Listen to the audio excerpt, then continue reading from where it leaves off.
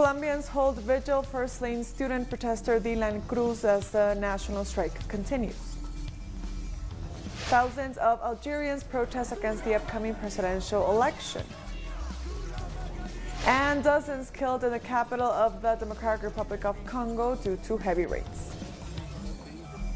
Hello and welcome to Telesur English. I am Estefania Bravo and this is from the South. Citizens are holding a vigil for 18-year-old Dylan Cruz, the latest fatality of violent police repression in Colombia. Students from the University of Cartagena laid flowers, candles, and posters outside the Piedra de Bolívar campus and the historic center. Cruz succumbed to his injuries after he was hurt by police in Bogotá during demonstrations over the weekend. The students are now demanding an investigation into his death. Meanwhile, the National Strike Committee and the Workers' Central Union reissued the call for protest to continue against the neoliberal policies proposed by the government. They are also insisting on the dismantling of the riot police squadron. Earlier, the Bogotá City Council held a minute of silence in memory of Cruz and the others who have been killed by police repression during the demonstrations. Meanwhile, a national staged a popular pot-banging protest inside the Congress as they slammed the violence encouraged by Duque's government, which led to Dylan Cruz's death. Colombians are now advocating for a new national strike on November 27th.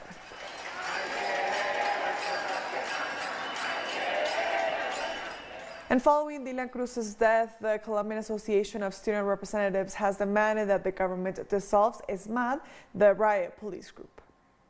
That is why within the points that were presented to the national government, today was the issue of the dissolution of the ESMAD and the filtering of the police to guarantee the right to protest. What happened with Dylan yesterday was not an isolated act. Teachers, leaders, and other trade unionists are calling for another nationwide strike on Wednesday after they meet with President Ivan Duque. They said the government was still not listening to their demands. Tomorrow, teachers, students, people from rural areas, indigenous people, social movements, popular movements, the Colombian people, we will be there, and we hope that the President of the Republic will give us a prompt response if he wants a solution. Our correspondent Hernan Tovar has more from Bogotá.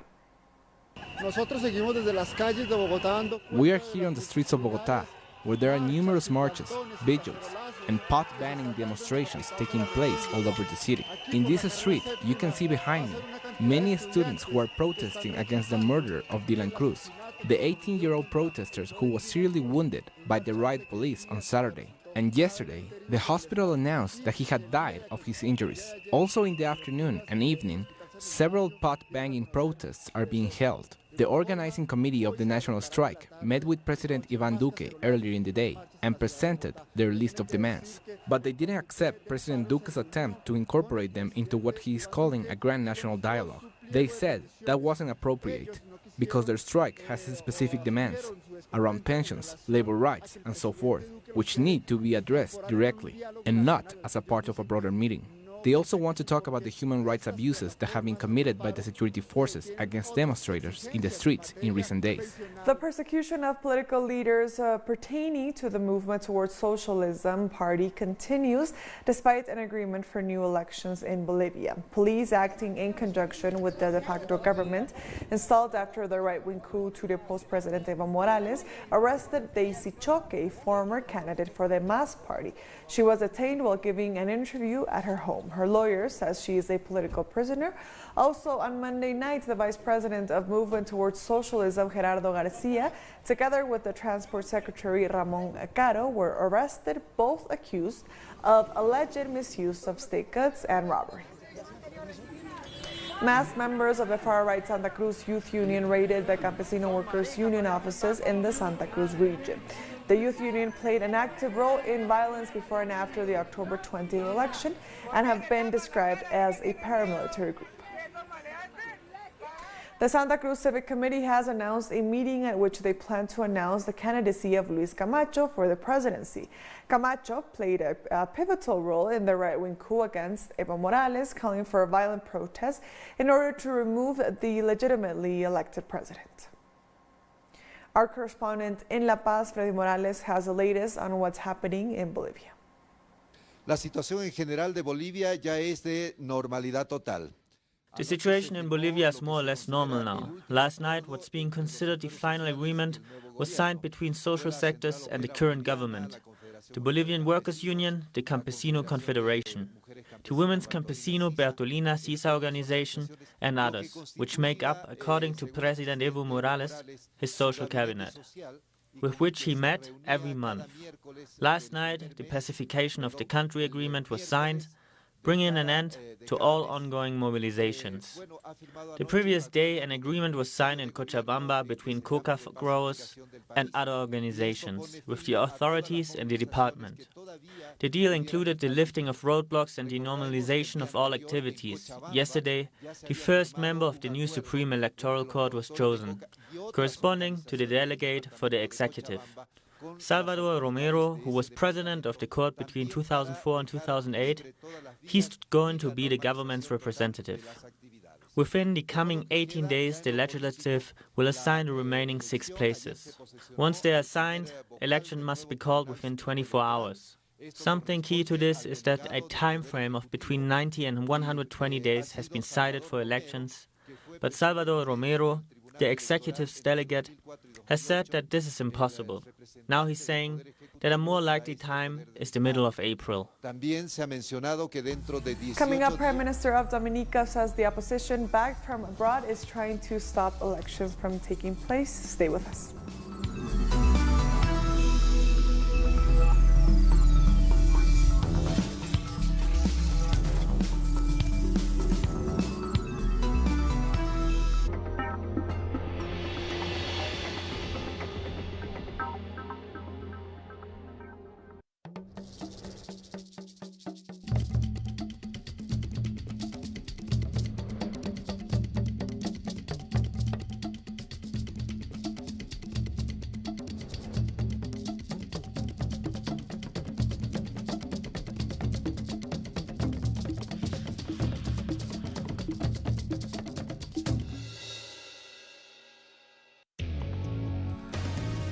A review of the world news that investigates, incites analysis, and induces criticism, because every event has a context.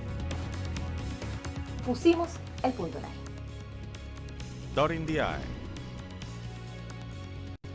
Saturdays, only on Telesur.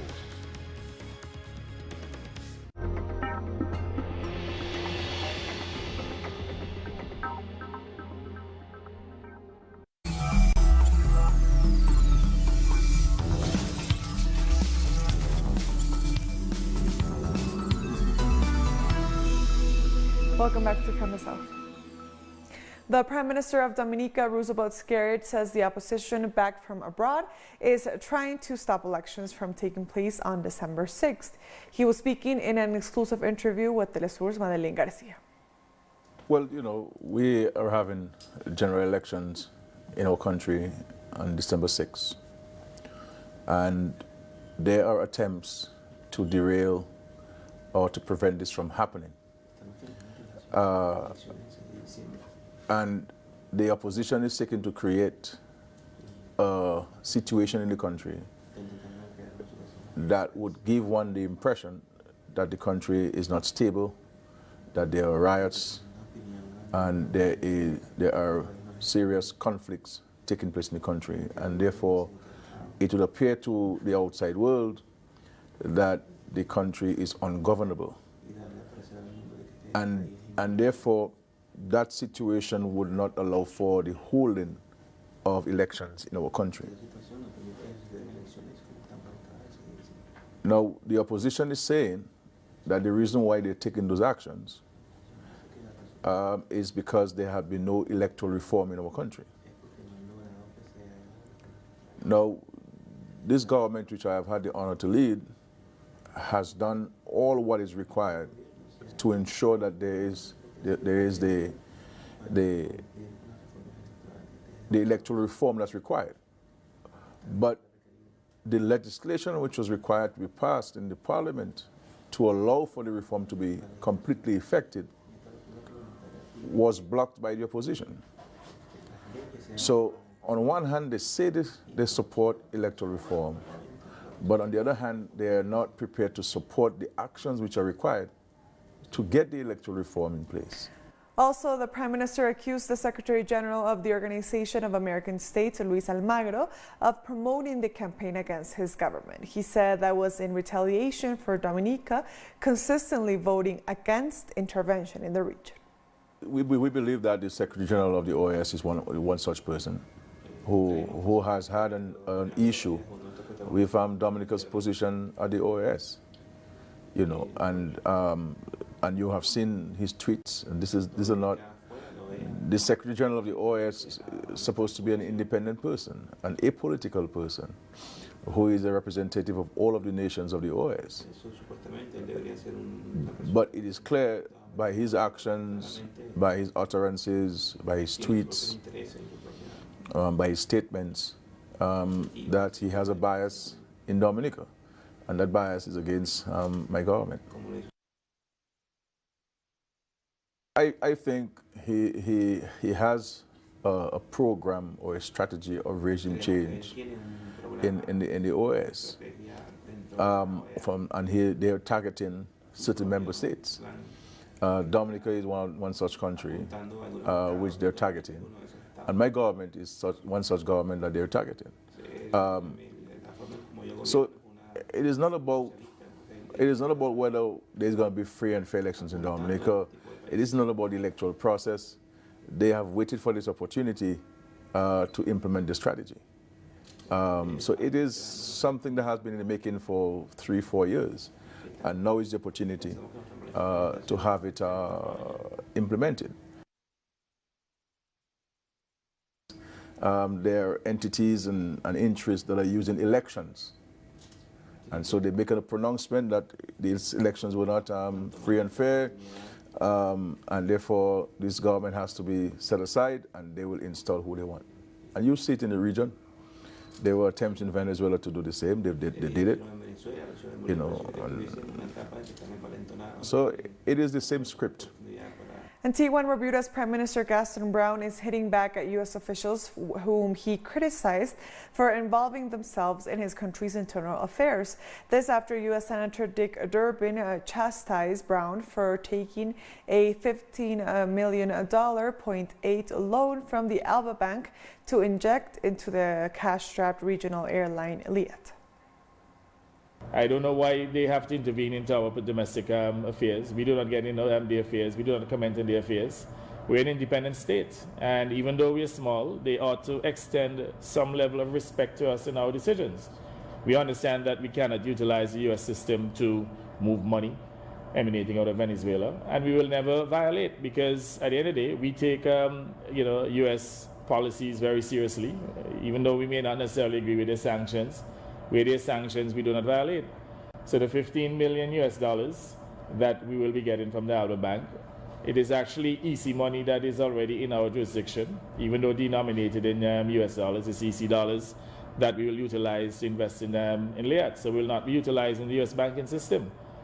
Antigua and Barbuda's Prime Minister Gaston Brown is hitting back at U.S. officials whom he criticized for involving themselves in the country's internal affairs. This was just the story that we were just listening to. Let's go to another story on Honduras.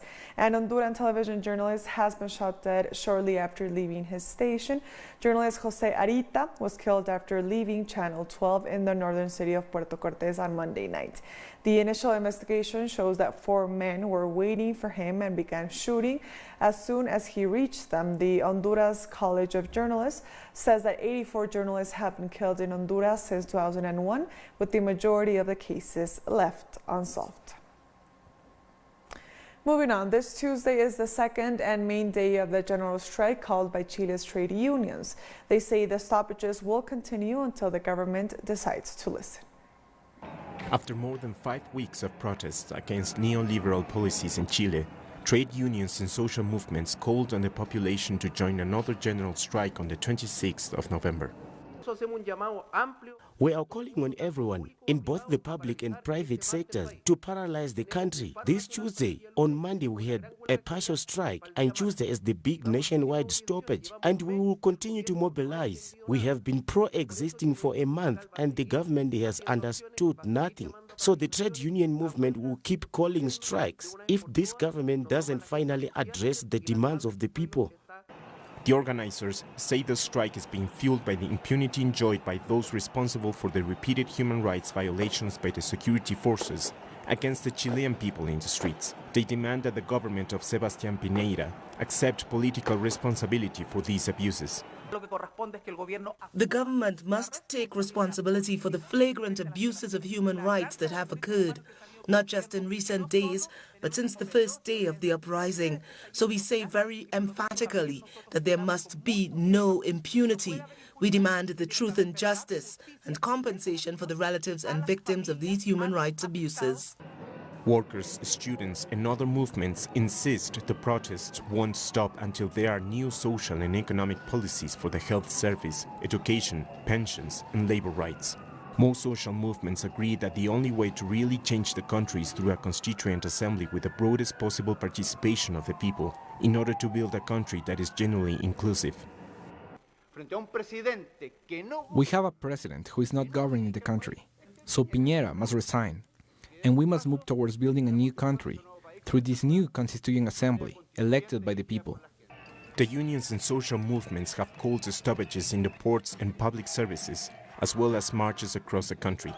A repetition of the general strike on November the 12th, which brought 90% of workers in the public sector and 60% in the private sector. Dozens of Peruvian protesters clashed with police on Monday evening following the Constitutional Court's decision to release opposition leader Keiko Fujimori. Fujimori has been held in pre-trial detention since October of last year, pending a corruption case linked to Brazilian construction giant Odebrecht. The court accepted an habeas corpus request and announced that the ruling cannot be appealed. Fujimori is expected to be released later this week after complying with legal formalities. In spite of the fact that much more evidence has emerged, including the statement about illegal contributions to Keiko Fujimori, who didn't even declare her campaign to the ONPE, the Constitutional Court released her. Keiko Fujimori, a person who is known to be involved in a massive corruption case in which she has received money from banks from mining, is released. Hundreds of people in London gathered for a solidarity conference on Latin America with high-profile speakers from the region alongside British and other guests discussing events in Latin America and how people in the UK can offer their solidarity. Pablo Navarrete reports. On Saturday in London, hundreds attended the Latin America 2019 conference, where discussions centred on the current political and social realities in Latin America and the Caribbean, and the threat many countries in the region face from reactionary forces, both internally and from the United States government under Donald Trump. I think it's really important for solidarity delegations to go to the regions, to visit these countries, and the fact is that we can learn very much from being in the region. I mean, the amount of things that we could learn from speaking to the social movement in Bolivia about how the indigenous population came to be treated under Morales and what is happening now is astonishing. The event saw a special video message by the renowned US academic and activist Noam Chomsky, who spoke about the current wave of uprisings against neoliberal governments in countries such as Chile. And a letter by the former president of Brazil, Lula, was read out in which he thanked the British and international union movement and solidarity organisations for supporting the Lula Livre campaign to free him. The conference is the biggest solidarity event of its kind in Europe, and one of the event's main supporters is the TUC, the Federation of English and Welsh Trade Unions, that represents more than 5.5 million workers. So Latin America is an area that's been of particular interest to the TUC for many years. At the moment, Colombia and Brazil are two of the priority countries for our international solidarity. We see the increasing repression in Brazil under Bolsonaro as part of this international threat of the far right that is growing. And Colombia continues to be the most dangerous place in the world for trade unionists, but we are supporting efforts to implement the peace agreement. and we're proud to be involved in supporting this Latin America conference. With an election in the UK on the 12th of December that could see a Jeremy Corbyn-led Labour government with a very different relationship between the UK and Latin America, discussions of the need for solidarity with progressive forces in Latin America seem more relevant than ever. Pablo Navarrete, Telesur, London. Coming up in Germany, about 10,000 farmers marched through central Berlin against the government's environmental policy. Stay with us.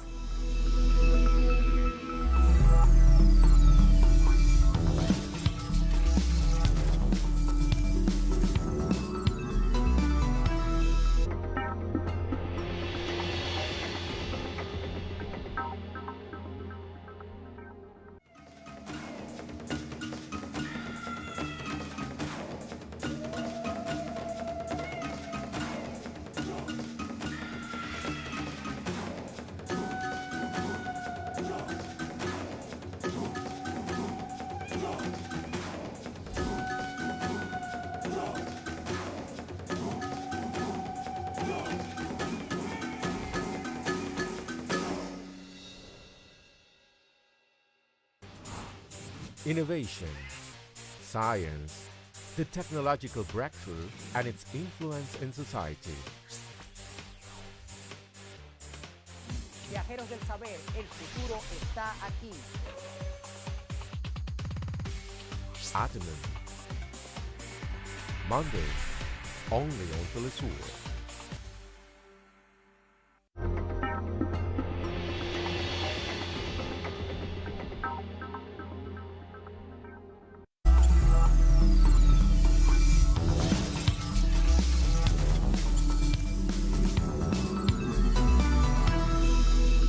Welcome back to From the South.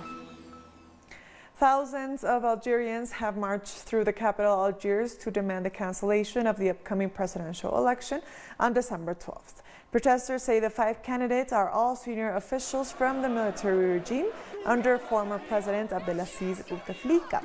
Chanting a civil state, not a military one, many called for an end to corruption and the withdrawal of the military from politics.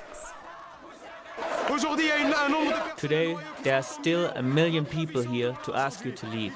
There won't be an illegitimate vote. We don't play by your rules. We know that your voting process is fake and not transparent. We condemn this and we urge people to listen to their heart. Their heart wants the freedom of Algeria, and we won't be influenced by the people who have robbed the country for 57 years. At least 36 people have been killed after heavy rain swept through the Democratic Republic of Congo's capital, Kinshasa, overnight. Heavy rains triggered landslides that destroyed homes, washed away bridges, and damaged roads. Rescue workers are still searching for victims. In January of last year, dozens were killed in similar circumstances after one night of torrential rains. And staying in the DRC, 2 people have been killed after protesters targeted United Nations facilities for the second day. Residents angered by the recent killings of civilians stormed UN peacekeeping camps for the second time. They accused them of failing to stop deadly attacks by rebels. So far, the World Health Organization has moved almost 50 staff out of Beni as insecurity grows in the region. The security situation in Beni has definitely worsened overnight or throughout the last days. What we see is community violence against the security situation. That's very important for us because it's not a violence directed against the Ebola response, and it's not a violence directed against WHO. While 49 were relocated, 71 remain on the spot to this point to assure as good as possible the best or at least the minimum support to the Ebola response. At least 56 people have been killed in Kenya's West Pokot County after heavy rains brought flooding and mudslides. Heavy downpours began on Friday and worsened over the weekend, causing flash floods which swept away 4 bridges and cut off several villages. A senator from the county said apart from the 56 victims, an unknown number of people were still missing. Hundreds of Palestinians have clashed with Israeli forces across the West Bank as they protested against the U.S. policy shift on Jewish settlements.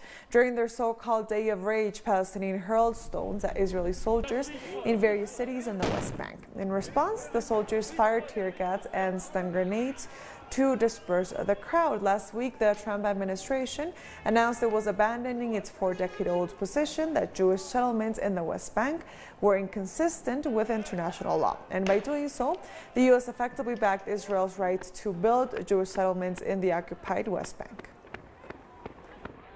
We are here to say that this decision makes the American administration participant with Israel in violating international law. Israeli settlements are illegal by international law, by the decision of the International Court of Justice. And we are here to declare that we will struggle for our rights, for our freedom, to end occupation, and to bring down the system of apartheid that Israel has created all over Palestine. Malta's tourism minister has quit as a scandal over the 2017 murder of journalist Daphne Caruana Galizia continues to escalate.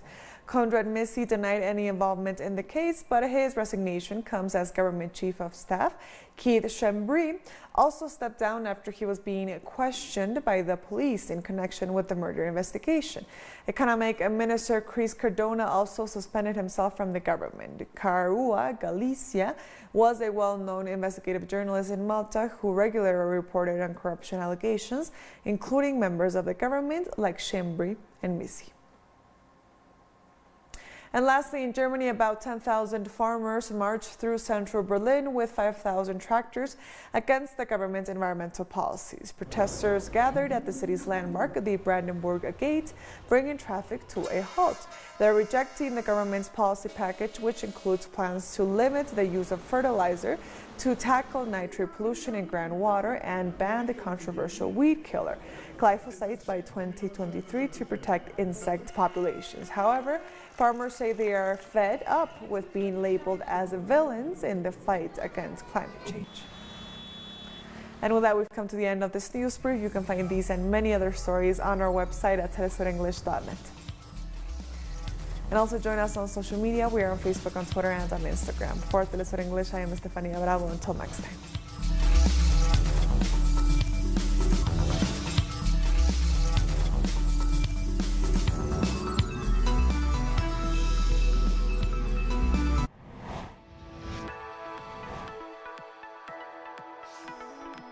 Discover the cultural diversity that defines